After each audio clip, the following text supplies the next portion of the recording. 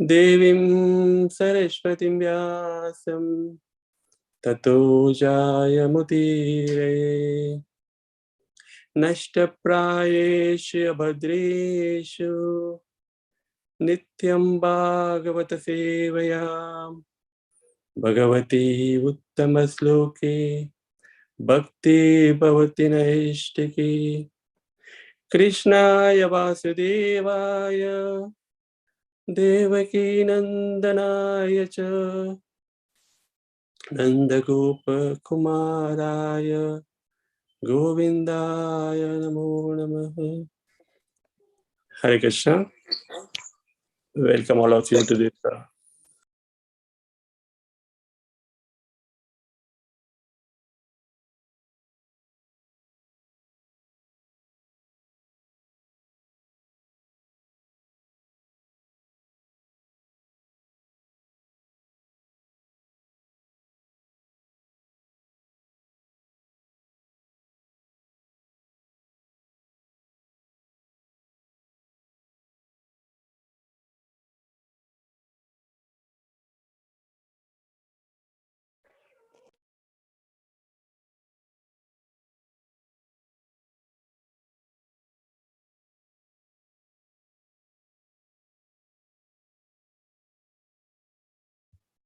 Hare Krishna.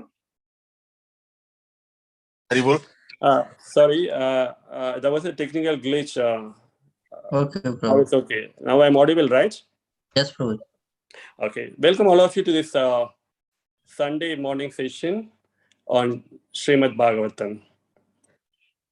So before, this is my first session, and I seek the blessings of all senior Vaishnavas present here, Baldevan Prabhuji Mataji, and Ranganathan Prabhuji Mataji, and all other devotees who are present here. We always seek the blessings of senior devotees. We always seek the blessings of our Guru Maharaj, His Holiness Radhana Maharaj,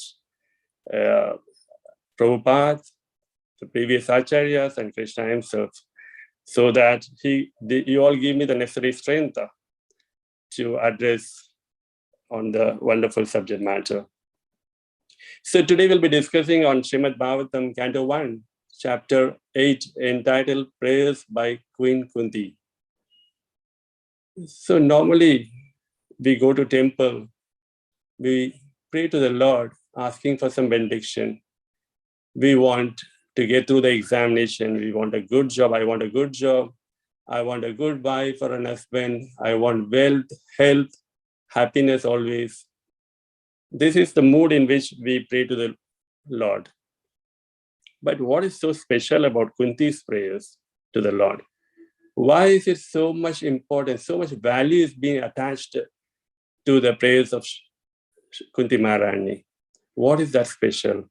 Why the great munis and sages, they always adore her prayers, imbibe a lot of values from her prayers with awe and reverence. They appreciate the prayers of Kunti Maharani. So what is that so special about it? Even our founder Acharya of ISKCON, His Grace, His Holiness, Swami Srila Prabhupada, when he went to New York for the first time to spread this movement across the universe, he had undergone a lot of difficulties. There was no success overnight for him.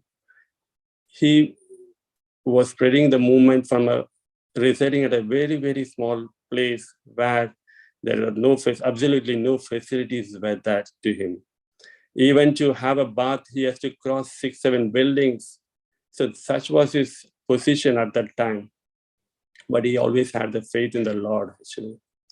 So during one of those days, he had suffered a heart attack. That time, there were very, very few followers who were present there. So there were no doctors. They just massaged Prabhupada. And that time, Prabhupada said, please chant the holy name. Please chant the Nasham prayers. And also personally said, please chant the prayers of Queen Kunti. again, Prabhupada in the year 1974, when he was in Vrindavan, that is somewhere after Janmashtami, he fell sick. This time it was for a long time. He had fever, and by the time ISKCON also had grown a little bit more, and he had requested, or all instructions went across the globe to all the temples to start chanting the holy name of the Lord, to start chanting Nashinga prayers. And Prabhupada called his personal manager, Brahmanand Prabhu, and told him specifically to chant the prayers of Kunti. So that's the value the prayer offered by Kunti has. So what is that? What is that so special? So before we go much deep into these prayers offered by her, let us try to understand who Kunti is. So Kunti was the daughter of Surasen. That time Surasen was ruling the kingdom of Mathura, and he was the king of Mathura. So he had this daughter who was named Pritha. At that time, Kunti was named as Pritha. She was born as Pritha. She had a brother by name Vasudeva, who happened to be the father of Krishna, subsequently when he descended in this world to kill Kamsa. And this Surasen had a very good friend by name Kunti Bhoj. Kunti Bhoj was very intimate friend of Surasen, but he was always sad. And the reason for his sadness is he did not have any children. So he was overwhelmed with grief. So that time Surasena said, "Take my child. From now onwards, she is your child." And that's how Pritha, she went to Kunti Bhoj and she started growing in their family. So that time, one day, Durvasa Muni, he came to the house of Kunti Bhoj. He was received well by the family. He was treated well. He was very much happy. But when he saw Kunti, when he saw Pritha, he thought, using his mystic power, he understood that this lady, when she gets married, she will not be able to give birth to a child. So he gave some prayers to Pritha and said that, chant these prayers so that you can invoke the demigods and through them you can have a child. And that's how, before her marriage, Karna was born, and we all know the story of Karna, how he was left. And subsequently, Kunti got married to Pandu, King Pandu, the ruler of Hastinapur that time. And she became the queen of Hastinapur. So Kunti, who was a Pritha, she was a princess at the time of her birth, and after marriage, she has become the princess of marriage. She has become the queen of Hastinapur. And as destiny unfolded, Pandu went to the forest for hunting. That time, he had mistaken a sage couple to be an animal, and then he shot them with the arrows. The sage couple died. Before their death, they cursed Pandu that whenever he tries to father a child, he will be killed at once. So this was a curse which Pandu got from the sage couple. So Pandu was very sad, was in a very pitiable condition.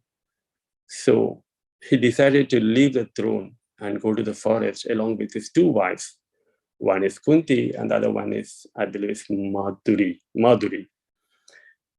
So Pandu was living in the forest along with his two wives, and he had a very strong desire to have a child. That time Kunti Maharani, he had heard, Kunti had already informed him about the Durvasa Muni's prayers. So Pandu urged Kunti to recite those prayers and get some children. So that's how Yudhishthir, that's how Bhim and Arjuna were born. And Kunti was so grateful that even she passed those prayers to Madhuri, and that's how Nakul and Sahadev were born of Madhuri. So these 5 children and these 2 wives and Pandu were living in the forest, and Pandu had a desire to have child, and when he was trying to attempt for that, he was killed at once. So after his killing, even Madhuri fell in the fire where he was burned. That's how Kunti was left with 5 children. So she had to take care of herself and her children with a lot of responsibilities, a lot of challenges. Living in the forest is not it's not a joke actually. So she had taken up the responsibility, but she was struggling, no doubt. She was suffering a lot. Her life is full of sacrifice and struggles. Seeing her pitiable condition, the sages who were living in the forest, they approached Dhritarashtra, the king was ruling that time, Hastinapur, and told about the condition of Pandu's wife and the children, and requested that they will be taken care by Dhritarashtra. So which Dhritarashtra also accepted. Yes, they're welcome. So that's how they came back to the kingdom. But these 5 children were so expert, were so knowledgeable, were so exemplary that that invited the attention of Duryodhana, the son of Dhritarashtra. Duryodhana was so envious about these children, about these brothers, so that Pandu's sons. So he was trying various ways. He was conspiring time and again how to eliminate these 5 children. One occasion he gave poison to Bhim. Another occasion where these Pandavas were staying in a house along with Kunti, it was set on fire, and they were thrown out of the kingdom. They were pushed to the forest. They were in exile for 13 years. All these suffering struggles Kunti had to undergo in her life. Even when you see during the Battle of Mahabharata, Kunti had only one desire. She just appealed to Krishna. Krishna, just see that my sons come alive after this battle. Krishna promised her, yes, definitely your sons will come alive. And in fact, the battle was fought and won by the Pandavas, and Krishna kept his promise to Kunti. So Kunti was giving a thanks, saying that, Krishna, one day the sun rays might become cool, the moon rays may become hot, but you will never fail in your words. So subsequently, this war was fought and won, and Hare Krishna. And Hare Krishna. Shall I continue? Hare Krishna. Shall I continue? Continue, Prabhuji. Okay. So once Yudhishthira was thrown as a king of Kurukshetra, of Hastinapur after this Kurukshetra war. Krishna stayed with their family for a few days. So then he thought Krishna was treated well, taken good care by the Pandavas, was with love and affection, everything. So Krishna decided to leave the place because he wanted to go to meet his family in Dwaraka. So that time when he offered his thanks for the treatment given by the Pandavas, he was sitting in his chariot about to leave the chariot. That time Uttara came running towards Krishna. She was forcing some danger to her life, and she had a child in her womb that time. So Krishna realized she was in danger. This fellow, our Ashwatthama, the son of Dronacharya, who was fighting from the side of Kauravas, who had mercilessly killed Abhimanyu in an inhuman manner, he had just released Brahmastra to kill Uttara and the last descendant of the Pandavas. So Krishna saved by breaking the Brahmastra. And then Krishna was about to leave. That time, Kunti came before him, and she's saying that Krishna, please don't leave. Whenever you were there, we were all saved from all the difficulties, all the dangers. But our survival is fully dependent on you. When you leave, then how we can survive? So that's the time Kunti offered these beautiful prayers to Krishna. These prayers, if we recite, will definitely help us to overcome whatever dangers we foresee in the future or we face in the future. So it will take at least 6 to 7 minutes for us to just recite these prayers. I will recite it, and then we can contemplate on the values of these prayers. It all starts with verse 18 and it continues till 43. So let us chant for 5 minutes and then we will have our further discussion.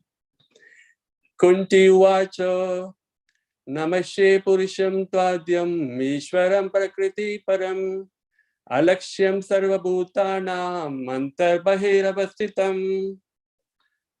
Text 19. Maya Javani Kachanam Agyadoksa Avyayam Na Lakshya Se Muda Drisha Nato Nat Yadao Yata Tata Paramahamsanam Muninam Amalatmanam Bhakti Yoga Vidhanartam Katam Pashyamehi Sthirya Krishnaya Vasudevaya Devaki Nandanaya Cha Nanda Gopa Kumaraya Govindaya Namo Namaha Namo Pankajanabhaya Nama Pankajamalini Nama Pankajanetraya Namaste Pankajangraye Yata Rishikesha Kalena Devaki Kamsena Rudhichitram Sucharpita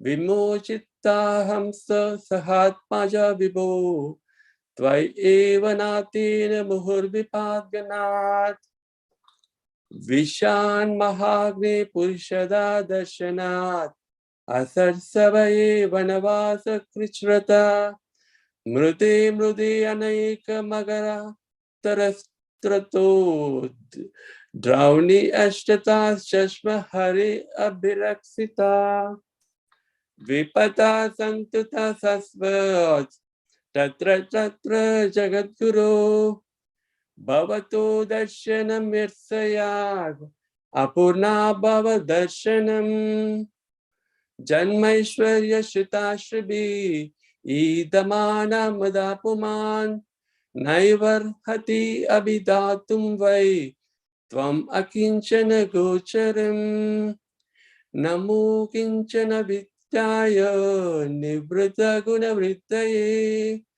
Atmaramaya Santaya Kaivalya Pataye Nama Manye Tvam Kalam Mishana Manadi Nidanam Vibhum Samam charantam sarvatra bhutanam yanvita kali. Na veda kashit bhagavam chikistam tave ha manishya nirnam vidambanam. Na yasya kashit dayato asti karhichid dvesyascha yasmin vishamam matirnamam. Janma karma cha visvatma najasya karturatmanaha tiryan nishu yadashu tad atyanta vidambanam gopya dadi tvayi kritagasi damatava yate dasharu kalilanchana sampramaksham vaktram niniyabhaya bhavanyasti tasya samam vimohayati bir api yad bibhechi kechiraho rajam jatam punya slokasya kirtaye yado priyashana vanvaye vavaye malaya sveya chandanam apare vasudevasya devakyam yachito abhyagat ajastam asya shemaya vadaya cha suradvisam bharavatara nayane bhuvonava ibodadam siddhantya bhuri bharena jato eyatma bhuvatita bhavi asmin klishya mananam avidya kama karma bhi Shravana smarana hani karishan iti kechana Shrinvanti gayanti grinanti abhikshana sa Smaranti nandanti tavehitam jana Taeva pashyanti achirena tavakam Bhava pravaho paramam padambujam Api adyanastum Krite hita prabho jihasati svit sukruto anujvina yeshana chanyad bhavata padambujat parayanam rajashu yojit hamsaham kevayam namarupabhyam yadubi saha pandava bhavatu darshanam yarhi rishikanam Ivisitu Neyam Sovisyati Tatra Yate Danim Gadadara Tvatpadarankita Bhati Swalakshana Vilakshitai Imejana Padasvrida Supakva Sadi Viruda Vanadri Nadi Udanvanto Hai Idanti Tava Vikshitai Ata Vishveshwa Vishvatman Vishwamuti Svakeshu me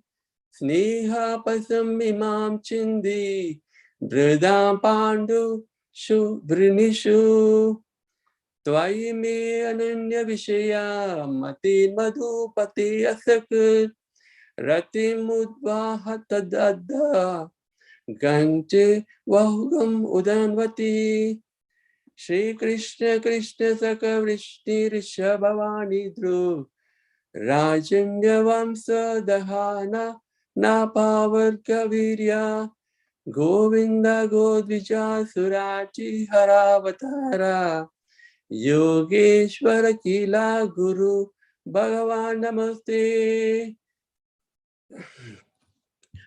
Prayers to Kunti, prayers by Kunti Maharani ki Jai. So, what is that special? What she was asking, what she was seeking, what she was offering to Krishna in these prayers, she was glorifying the Lord. She was saying, Lord, you are the supreme Lord. You are the supreme controller.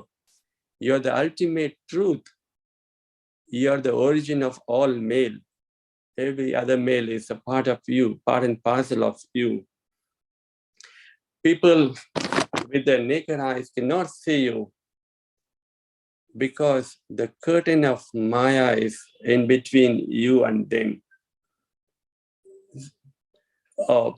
you are, though you are seated in the heart as Paramatma, and outside you are like a deity. You are a deity, but people are not able to recognize you. So this is how Kunti says that she glorifies the Lord for his greatness. And then she compares herself with Devaki. Devaki is the mother of Krishna. Before Krishna was born, Devaki got children who were mercilessly killed by Kamsa because of some reason, which all of us know about that. But Kunti here, she's referring that incident where Krishna never came to save Devaki's children, but here he has come to save Kunti and his children. So what is that special about me that you did not save them, but you saved me and my children?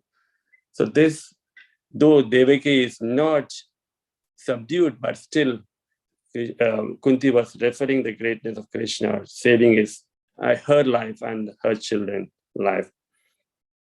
She was showing a lot of affection, love and affection and gratitude to Krishna for whatever dangers they faced, and Krishna was there to save them. We all know the incidents where we even referred before that Bhima was poisoned, their house was set on fire, they were in exile in the forest for 13 years, Draupadi was disrobed, and she was, the challenge, how he was insulting Draupadi in the courtroom. Everything, that time Krishna was saving them. Every time they were in danger, Krishna was there to save them.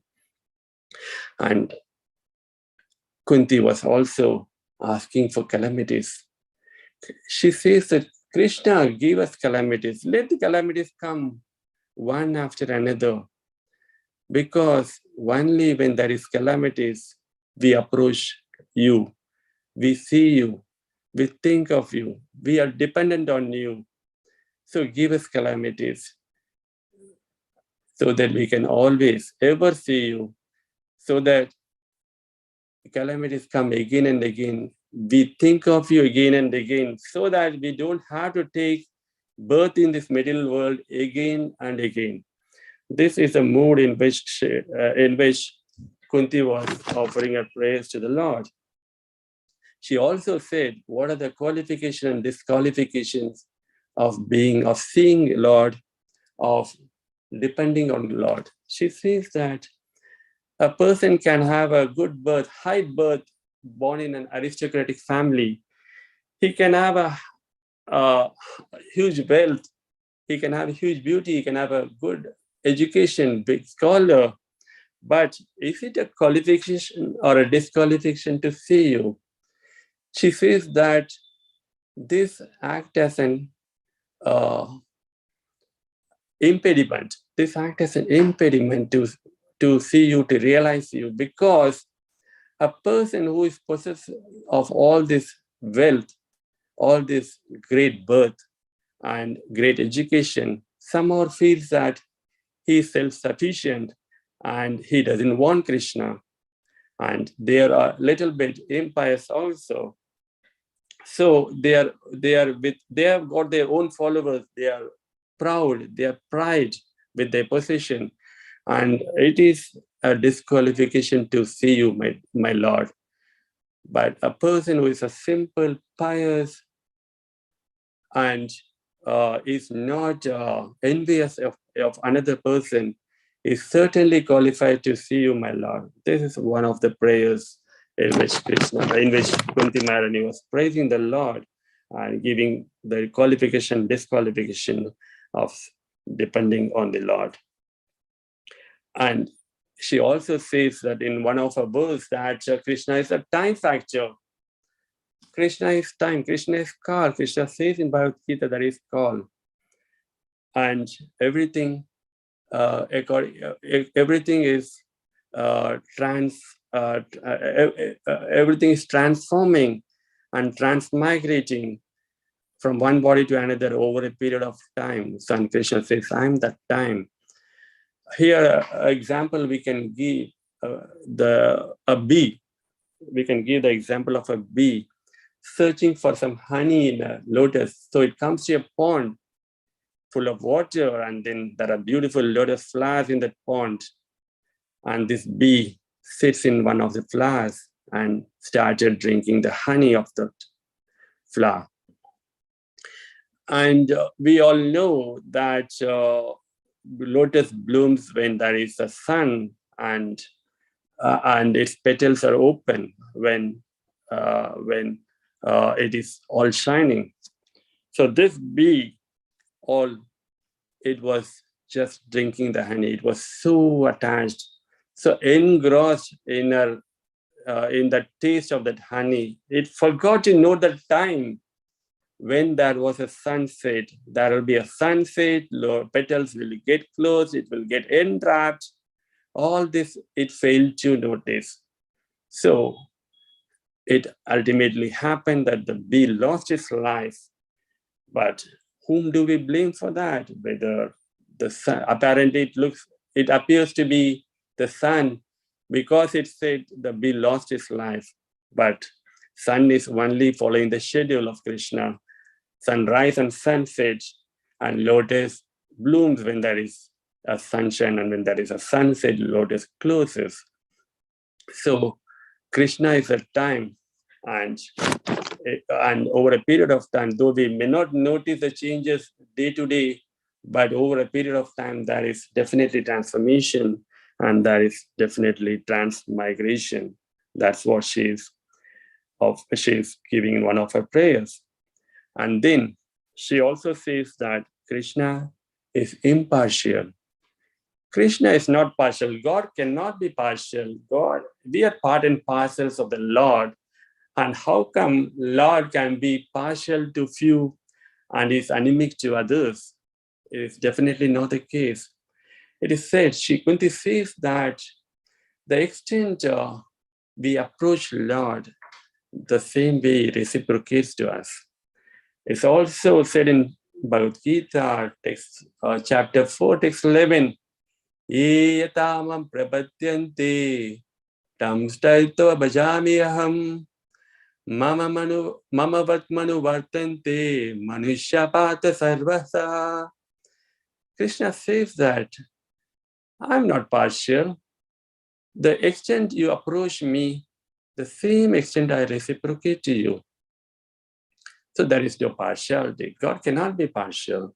This is what Queen Kunti refers in one of her prayers. And then she says that, Lord, your birth, your activities are sometimes very surprising, very contradictory, and very, I'm sort of bewildered. So she gives the story of Yashoda Mai. Yashoda Mai is the topmost personality in the Vatsalya Ras category. So we know various categories in which Lord is worshipped and Lord is referred to. And Yashoda occupies the topmost position in the Vatsalya Ras. And when we refer to this Vatsalya hierarchy, Yashoda occupies the topmost position, followed by Nanda Maharaj. And then by the third comes Mother Rohini. And the fourth comes the elderly gopis in Rija, whose sons were taken away by Brahma in one of the incidents and prisoned by Brahma. Later on, he released them.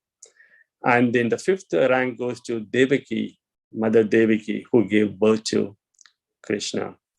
And then comes the 15 queens of Vasudeva.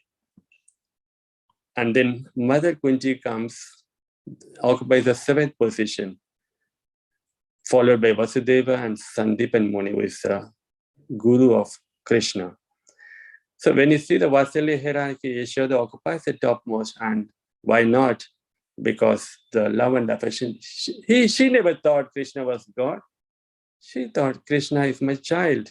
I have to show the love and affection to my child. I have to correct my child for his wrongdoings. I have to punish him if he does any mischief. This was the mood of Yashoda, and that's why she occupies the top position in Vatsalya Ras. So Kunti was referring this incident where Krishna was bound to that wooden mortar. So she was saying that, Krishna, you say that you are Aja, you are unborn, but you have taken birth. You don't have any activity because you don't have to work very hard for your bread and butter, but here you are performing an activity. So you are the fear, even the fear personified gets afraid of you, but here you are fearful before Mother Yashoda because you are supposed to protect all your devotees, but you are fearful of by seeing Mother Yashoda. You are judge, giving the judgment for all the miscreants and who are dependent on you, the devotees. You give the proper reward for them. But here you are awaiting the judgment of Yashoda, what punishment she is going to give. What is that to say about you? Because even in all these things, you are remembered by us with love and affection. So Mother Yashoda, we all know the story that Krishna broke the pot where Mother Yashoda was, preparing the butter for the function. And then Krishna ran from that place. He went to another room where he broke all the pots. The butter were all in the floor, and he ate the butter. He distributed the butter to all monkeys, and then Yashoda came running after him, and he was running, and finally was caught by Yashoda by his love and affection. By her love and affection, he made himself caught by Yashoda. So this sort of behavior of Krishna sometimes is bewildering. This is what Kunti Maharani says, your activities are bewildering to me. And she also says that why Krishna has appeared in this world. So she gives various reasons why Krishna appears in this world. She says, Krishna, you came to this world to please the kings. King Yudhishthira is one such example. And he took birth in the Yadu dynasty so that Yadu is a great devotee of the Lord. And by taking birth in his dynasty, the glories of Yadu will be spread throughout the universe in the years to come. And to protect the devotees, one more reason why Krishna takes birth in this material world is to, millennium after millennium, is to save his devotees, to protect his devotees, and to annihilate the miscreants. So that's what is said in Bhagavad Gita, again, chapter 4. The prayer is Paritranaya sadhunam vinayasya chaduskritam dharma samsapanataya sambhavami yuge yuge. I take birth in this world, millennium after millennium, just to protect my devotees, just to please my devotees, and to remove the unwanted elements in this world. So, Kunti Maharani is a very noble lady, and she didn't have a formal education. At that time, Gurukul was open only for the boys, so she didn't have a PhD in philosophy, but by the prayers, by the mood in which she offered a praise to the Lord, is full of deep-rooted philosophy, which great scholars, even today, they take the quote of Kunti's prayer to the Lord. And it's basically Kunti was giving thanks to the Lord and she was showing her gratitude to the Lord for whatever reversals she had faced in the life, for whatever the challenges, for whatever the threats, whatever the struggles she had faced. Every time Krishna was there to protect her and the children. So these prayers are in a way a thanksgiving prayers by Kunti to Lord, which we can follow we can save ourselves from the greatest of dangers in life. Hare Krishna. And it's also mentioned in chapter 2, text 40, I believe, is Nega Vikramanasasti Pratyavayana Vadyati Sulpam Apiyasha Dharmasha Dayato Mahato Bharat.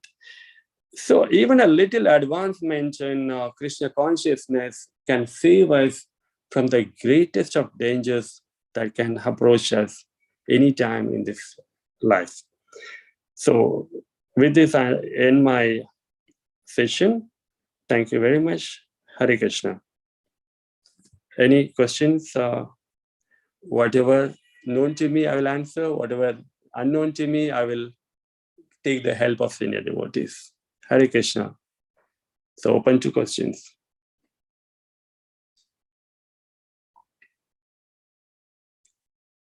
Hare Krishna.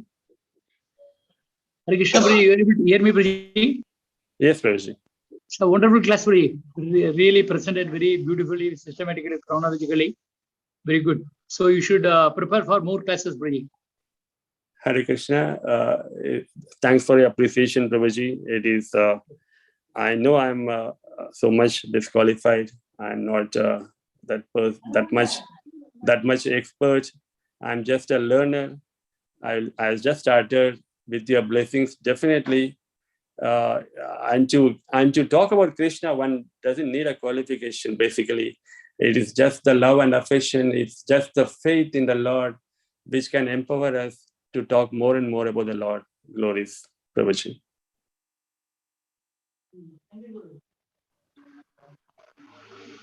Thank you very much. Thank you very much. Hare Krishna. Prabhuji, you can unmute everybody, possible for you? You can unmute them. Prabhu, already unmuted, Prabhu. They can unmute and they can talk. Prabhuji, any other devotees asked any question? Kindly ask Prabhuji. Hare Krishna, Prabhuji. Hare Krishna. Prabhuji, you have done very good justice to the subject. Very deep study you have done, and your class was fantastic. Very nicely narrated Kunti Maharani's prayers. And as Baldevan Prabhuji said, you should now prepare for more classes because it is very nice to hear from you, Prabhuji. Thank you very much. Thank you very much. Thank you so much, Prabhuji. Thank you very much. I know devotees are so merciful that even the mistakes, whatever I've done, whatever offenses I've committed, they are so grateful that they ignore them and then they give the blessings like this. It's really encouraging for us, Prabhuji. Hare Krishna, Prabhuji. Vasudev. Hare Krishna. Prabhuji, yes. Class was wonderful. Hare Krishna. Thank you so much. You should give often, very often you should speak, Prabhu. You should give very often. We'll get the experience of yours, 20 years of Bhakti, Prabhu. You should speak Hare very Krishna. often. Thank you, Prabhuji. Definitely. Thank you, Prabhuji. Hare Krishna. Any questions, please? So that put me in an awkward situation so that I'm not, I'm not taking a pride of whatever you have showed me the praise. I don't have that pride. Please put me in an awkward situation. Please come up with your queries.